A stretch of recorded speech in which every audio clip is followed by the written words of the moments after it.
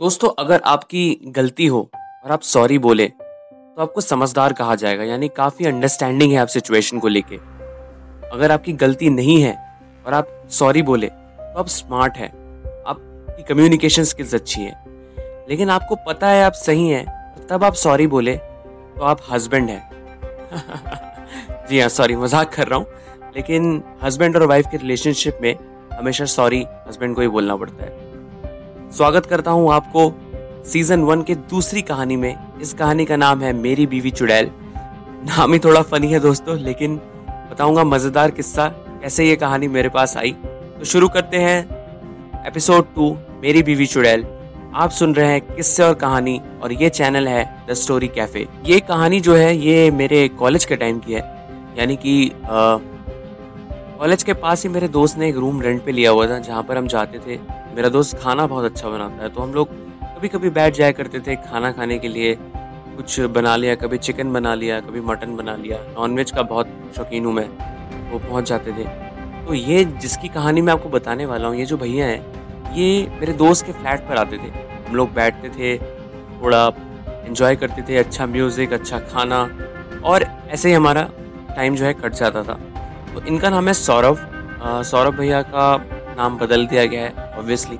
ये जो कैरेक्टर है सौरभ, इनकी शादी को 5 साल हो चुके थे और बेचारे अपनी बीवी से यानी भाभी से बहुत ज़्यादा फ्रस्ट्रेटेड रहते थे। तो कभी फ्लैट पे आते थे तो स्टोरी शेयर करते थे अपनी कि आज भाभी ने ये कर दिया, वो कर दिया। स्टोरी आपको सुनाऊंगा लेकिन फ्लैशबैक के साथ। स्टोरी की शुरुआत होती है जींद नाम के एक गाँव से जो हरियाणा में पड़ता है। सौरभ हरियाणवी है, हरियाणा से है, और तानिया जो है मतलब भाभी, वो भी हरियाणा से है। तानिया की जो फैमिली है वो काफ़ी वेल ऑफ है। वेल ऑफ से मेरे कहने का मतलब है कि पैसे, ज़मीन, इसकी कोई कमी नहीं है। ये 3 भाई हैं, तानिया सबसे छोटी बहन है। गाय, भैंस, दूध, सब कुछ है इन लोगों के पास। ज़मीन है, कुछ किल्ले ज़मीन है, मुझे पता नहीं किल्ला कितना होता है, लेकिन 5-6 किल्ले हैं इनके पास। मतलब कई सारे एकड़ होंगे। ये जो लोग हैं काफ़ी रिच हैं। तानिया की शादी तय होती है। जो दूसरा परिवार है जिससे तानिया की शादी तय हुई है, वो भी काफी रिच परिवार है। लेकिन हमारे समाज का एक सबसे बड़ा जो कलंक है वो है दहेज। दोस्तों, ये जो डाउरी सिस्टम है, इसने औरतों की जिंदगी बर्बाद कर दी है। और औरत तो छोड़िए, कई परिवार बर्बाद हो गए हैं इन सब चीजों में। तो मैं यही कहूंगा कि हमें समझदार होना पड़ेगा, हमें बदलना पड़ेगा, तभी हम जाके कुछ सोशल चेंज ला सकते हैं। जैसे कलाम साहब कहते हैं कि अगर उनकी बुक्स पढ़ते हैं आप लोग, की मैं बुक्स बहुत पढ़ता हूँ, तो कलाम साहब भी यही कहते हैं कि अपने अंदर एक चेंज लाना पड़ेगा। सब लोग अगर अपने अंदर एक चेंज लाएंगे तो वो एक सोशल चेंज कहलाएगा। ये जो लड़का है जिससे तानिया की शादी होने वाली है, ये भी काफ़ी रिच परिवार से है। लेकिन जो लड़के का बाप है, उसने एक बड़ी ही अजीब सी डिमांड रख दी है। और डिमांड ये है कि डिमांड जो है वो एक स्कॉर्पियो गाड़ी की है। आपको पता है दोस्तों, नॉर्थ में ना ये बहुत ज़्यादा चलन है। लड़के वाले गाड़ी मांग लेते हैं। चलो ये तो स्कॉर्पियो की बात है, पता नहीं क्या क्या मांग लेते हैं, मर्सिडीज वगैरह भी मांग लेते हैं। इनको शर्म नहीं आती। एक तो जो लड़की वाले हैं वो अपनी बेटी दे रहे हैं आपको, और तब भी आपको दहेज चाहिए, आपको सोना चाहिए, आपको पैसा चाहिए, आपको गाड़ी चाहिए। मुझे समझ नहीं आता क्या लड़का केपेबल नहीं है चीज़ों को एक्वायर करने के लिए। पता नहीं ये समाज कब समझेगा इन चीज़ों को। तो शादी की तैयारी हो रही है, मंडप लगा है, लाइट्स लगी हैं, और तानिया के जो पिताजी हैं उन्होंने कोई कमी नहीं छोड़ी है उस शादी में 4 चांद लगाने के लिए। समझ सकते हो यार, बेटी की शादी है, बेटी की शादी में कौन जो है पीछे हटेगा। अब सौरभ कैसे आते हैं इंट्रोडक्शन में। तानिया के जो पिताजी हैं उनके दोस्त हैं, उनके बेटे सौरभ हैं। यानी कि तानिया और सौरभ बचपन से एक दूसरे को जानते हैं। लेकिन अब सौरभ 5 साल से दिल्ली में है नौकरी की वजह से। तानिया और इसका रिश्ता उतना मजबूत नहीं है। दोस्ती हो, बचपन में दोस्ती थी, अब बचपन के रिश्ते तो बचपन में ही रह जाते हैं दोस्तों। हम बड़े हो जाते हैं, हम मूव ऑन कर जाते हैं अपनी लाइफ के साथ। तो यही तानिया और सौरभ के साथ हुआ था। तानिया काफ़ी खुश थी अपनी शादी को लेके। लेकिन हुआ ये कि शादी की रात वाले दिन सब कुछ सेट है। मतलब आप ये सोचिए कि पंडित तैयार है, मंडप लग चुका है, सारे गेस्ट आ चुके हैं, और वहाँ पे तानिया के जो पिताजी हैं उनसे ज़रा सी देर हो जाती है स्कॉर्पियो गाड़ी का इंतज़ाम करने के लिए। दोस्तों, स्कॉर्पियो कोई आम गाड़ी तो है नहीं। तो ये बात जो है ये लड़के वाले मानने को तैयार ही नहीं थे। अब खैर किसकी चलनी है, तो समझ नहीं आया क्या हुआ, बारात वापस हो गई दोस्तों। अजीब बात है ना? चंद पैसों के लिए बारात जो है वो वापस चली गई। शर्म के मारे तानिया के पिताजी पानी पानी हो चुके थे। सारे जो गेस्ट हैं उनके सामने अंकल की बेइज्जती हो चुकी थी।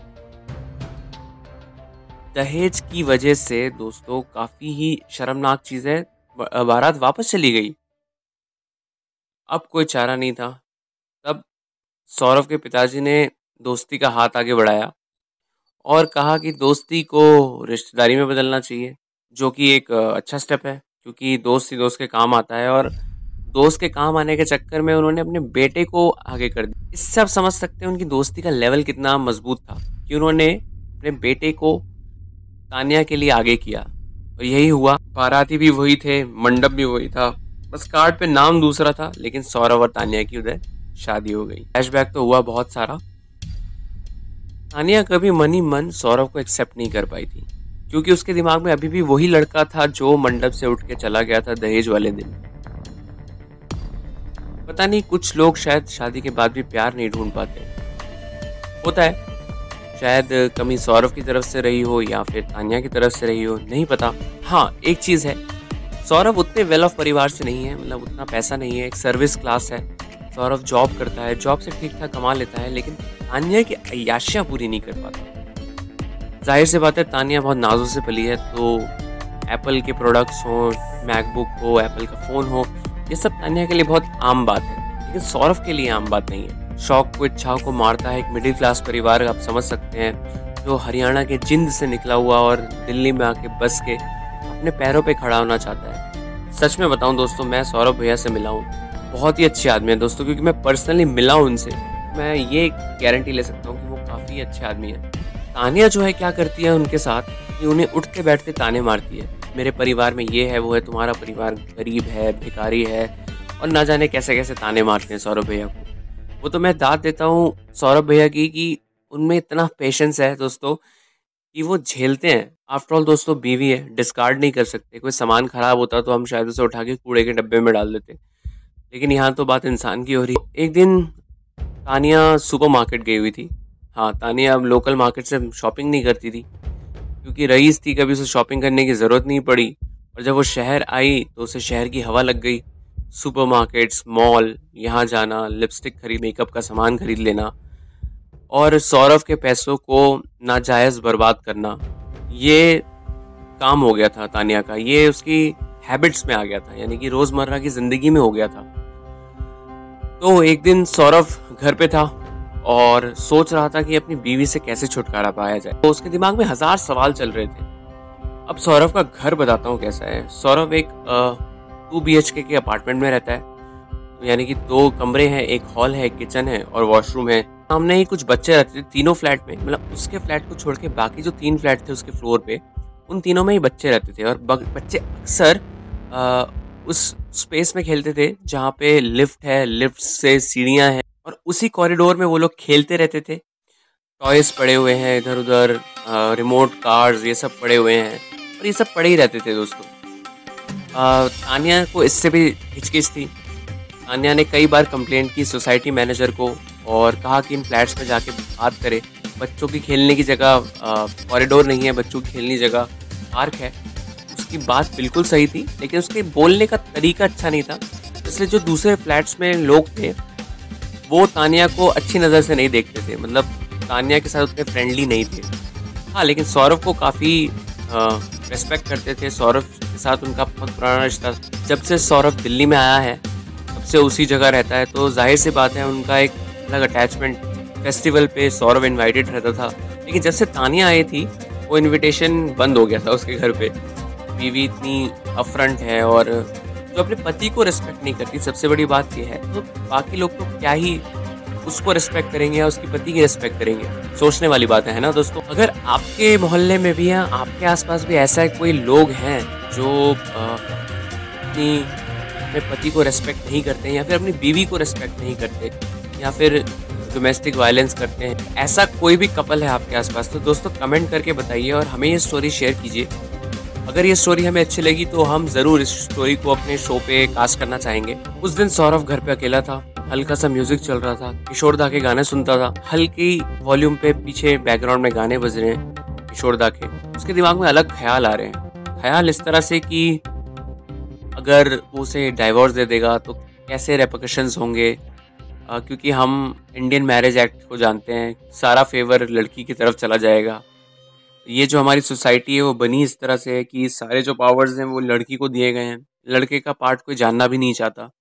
ये एक और प्रॉब्लम है हमारी सोसाइटी का कि फेयर नहीं है हमारी सोसाइटी। अगर लड़की ने कुछ भी बोला बिना कोई इन्वेस्टिगेशन के लड़के पे कार्रवाई हो जाएगी, और अगर वो डाइवोर्स फाइल भी करता है तो शायद तानिया उसके ऊपर अलग अलग एलिगेशंस लगा सकती है, क्योंकि जब वो झगड़ते थे ये बातें कई बार उठी हैं, और तानिया ने हिंट भी दी है कि शायद वो उस पर डोमेस्टिक वायलेंस का केस कर देगी। तो ये सोच के ये ऑप्शन सौरभ ने नेग्लेक्ट कर दिया। वो सोच रहा है शायद हम सेपरेट रह सकते हैं, तानिया को वो घर छोड़ के आ जाएगा, वो भी उसका काम बन जाएगा, वो एटलीस्ट अकेला रहेगा तो सुकून में तो रहेगा। फिर उसके दिमाग में मर्डर का ख्याल आया। सौरभ नेचर से बहुत ही शांत आदमी है, मुझे लगता नहीं मर्डर उसके बस की बात है। सावधान इंडिया और क्राइम पेट्रोल जैसे शोज देख देख के उसने कैलकुलेशन तो लगा ली थी कि वो कैसे बच पाएगा तानिया का मर्डर करके, लेकिन फिर उसका जो ज़मीर है वो जाग जाता है। और दोस्तों, जान लेना कोई आसान बात नहीं है, सच में जान लेना कोई आसान बात नहीं है। मर्डर कर देना, ये आपका मेंटल स्टेट बहुत मजबूत होना चाहिए इन सब चीज़ों को अंजाम देने के लिए। फिर सौरभ ने सोचा शायद सुसाइड कर लेना चाहिए। हाँ दोस्तों, उसने यही सोचा आखिरी जो रास्ता है वो शायद सुसाइड का ही है, उसे अपने आप को पंखे से लटका लेना चाहिए और मर जाना चाहिए। लेकिन फिर वही है, ज़मीर जाग गया हमारे सौरभ भाई का। दोस्तों, सुसाइड करने के लिए बहुत हिम्मत चाहिए, ये कोई बच्चों का खेल नहीं है। बोल देना आसान है शायद। तो एंड में सौरभ हार गया और सोचते सोचते उसकी आंख लग गई। इतने में तानिया सुपरमार्केट से वापस आई, लिफ्ट का दरवाज़ा खुला, और दोस्तों मैं आपको ओरिएंटेशन बताता हूँ एक बार। लिफ्ट के पास ही सीढ़ियाँ थी, और जैसा कि मैंने कहा कि टॉयज वॉयज बिखरे रहते थे, लोगों को बहुत सावधानी से आना पड़ता था। सौरभ भी काफ़ी सावधानी से आता था, उसको कोई प्रॉब्लम नहीं थी इससे, क्योंकि बच्चे बहुत ही क्यूट थे, बदतमीज नहीं थे, अगर कुछ बोलो तो वो सुनते थे। फर्श पे देखता था कि कोई टॉयज तो नहीं पड़े हैं या फिर बच्चों की चीज़ें तो नहीं बिखरी हैं, ताकि वो ध्यान से अपने कदम रखता हुआ आए। तानिया ने लिफ्ट का बटन प्रेस किया, और उसी वक्त उसी मोमेंट पे तानिया का फ़ोन आया। उसके घर से फ़ोन था। तानिया अपनी मम्मी से घंटों घंटों बात करती थी। लिफ्ट में नेटवर्क चला जाता है दोस्तों, कई लिफ्ट में होता है, मेरी लिफ्ट में भी होता है। आप लिफ्ट में जाओ और नेटवर्क चला जाता है अचानक। ये लॉजिक मुझे पता नहीं क्यों जाता है, बट हाँ जाता ज़रूर है।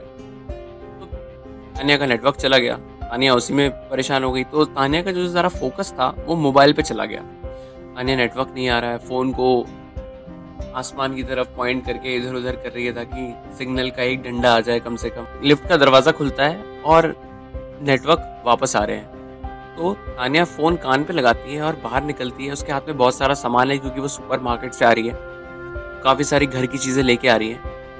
पर तानिया नोटिस नहीं करती कि सामने एक रिमोट कंट्रोल की कार पड़ी है। तानिया का ध्यान नहीं जाता, तानिया का पैर पड़ता है उस रिमोट कंट्रोल की कार पे, और तानिया स्लिप करती है। स्लिप करते ही तानिया सीढ़ी की तरफ लुढ़कती है, लुढ़कते हुए काफ़ी नीचे आ जाती है और उसकी गर्दन अटक जाती है दोस्तों। मतलब आपको मैं अगर ये आंखों देखा हाल बयां करूं, ऐसा मुझे सौरभ भैया ने बताया, जैसे वो बता रहे हैं वही मैं बताने की कोशिश कर रहा हूँ। तानिया का पैर पड़ता है एक कार पे, एकदम से स्किड करती है तानिया, उसके हाथ से सामान छूटता है, उसके हाथ से फ़ोन छूटता है, और वो गिरती है सीढ़ी की तरफ। सीढ़ी की तरफ गिरते ही दोस्तों उसकी गर्दन में एक झटका लगता है, और वो लुढ़क के नीचे वाले फ्लोर पे आ जाती है। तो समझ रहे हो कि दोस्तों ये इम्पैक्ट कितना मजबूत रहा होगा कि उसका पैर पड़ते ही एकदम स्किड कर गई तानिया और नीचे आके गिरी। जैसे ही गिरी तो आवाज आई, तो फ्लैट के लोग जो है वो इत्तला हो गए, सब बाहर आ गए और सब जाके तानिया को उठाने लगे। सौरभ भी बाहर आया, सौरभ भी घबरा गया था। तानिया की भी हल्की सी चीख निकल गई, गिरने की आवाज आई थी, चीख की आवाज आई थी, तो लोगों ने अंदाजा लगा ही लिया था शायद कुछ हुआ है बाहर। सब जाके बाहर देखे, तानिया पड़ी हुई थी, सब भाग के गए। तानिया सांस ले रही थी, लेकिन उसकी गर्दन टूट गई थी, शायद बहुत ही चोट आई थी उसको, उसके हाथ छिल गए थे, उसके पैर छिल गए थे, उसकी चप्पलें इधर उधर गिरी हुई थी। सबने उसे उठाया और एम्बुलेंस बुलाई गई और शुक्र है कि एम्बुलेंस टाइम पर आई भी। लेकिन हॉस्पिटल जाते जाते ही तानिया दम तोड़ चुकी थी। जी हाँ दोस्तों, तानिया अब इस दुनिया में नहीं रही थी। सौरभ मन ही मन तो उसे छुटकारा पाने की सोच रहा था, लेकिन उस वक्त सौरभ शॉक में था। उसे लग रहा था कि शायद एक ऐसा टाइम आता है जब भगवान सबकी ख्वाहिशें पूरी करता है, और यही वो मोमेंट था जब भगवान ने उसकी ख्वाहिश को सुन लिया था। पड़ोस में एक भैया रहते थे, अरविंद भैया। सौरभ उन्हें भी भैया कहता था, तो अरविंद भैया उनके साथ एम्बुलेंस में थे और अरविंद भैया भी शॉक थे। ये क्या हो गया? रात के कुछ 10 बज रहे थे दोस्तों, और एम्बुलेंस दिल्ली की सड़कों पे भागते हुई सबसे पास वाले हॉस्पिटल में जा रही थी। एम्बुलेंस में जो अटेंडेंट होते हैं उन्होंने तानिया का हाथ उठाया, उसकी जो नर्व्स होती है वो चेक की। अभी गंभीर और भारी आवाज में सौरभ की तरफ देखा और बोले, तानिया अब इस दुनिया में नहीं रही। मतलब सौरभ भैया जब हमें बता रहे थे ये चीज, काफी शॉकिंग था। तानिया की डेथ को अभी 6 महीने हो चुके हैं। पता नहीं दोस्तों, शायद कर्मा हमारे पीछे फॉलो करता है। कहते नहीं है कर्मा इज अ बिच। मुझे लगता है सही है, जैसा बोओगे वैसा ही काटोगे। सेब का पेड़ लगाओगे तो आम की उम्मीद तो हम नहीं कर सकते ना। तो ये थी आज की कहानी दोस्तों। मुझे उम्मीद है आपको पसंद आई होगी। अगर पसंद आई है तो प्लीज़ एक लाइक और सब्सक्राइब कर दीजिए, और नीचे बेल आइकन को हिट कीजिए ताकि नई कहानी जैसी अपलोड हो तो आप तक नोटिफिकेशन ज़रूर पहुँचे। और इस कहानी को लेकर अगर आपकी कोई भी प्रतिक्रिया हो या रिएक्शन हो या कुछ भी आप टिप्पणी करना चाहते हो तो प्लीज़ हमें कमेंट सेक्शन में बताएं। हमारी टीम आपको ज़रूर रिप्लाई करेगी। आज की जो कहानी है थोड़ा इमोशनल नोट पे ख़त्म हो रही है दोस्तों, लेकिन तीसरी कहानी जो है वो थोड़ी धमाकेदार है। एक और एपिसोड लेके आऊँगा मैं। तब तक के लिए इजाज़त लूँगा आपसे। आप सुन रहे हैं किस्से और कहानी, क्योंकि किस्सों से बनती हैं कहानियाँ और कहानियों में छुपा होता है एंटरटेनमेंट।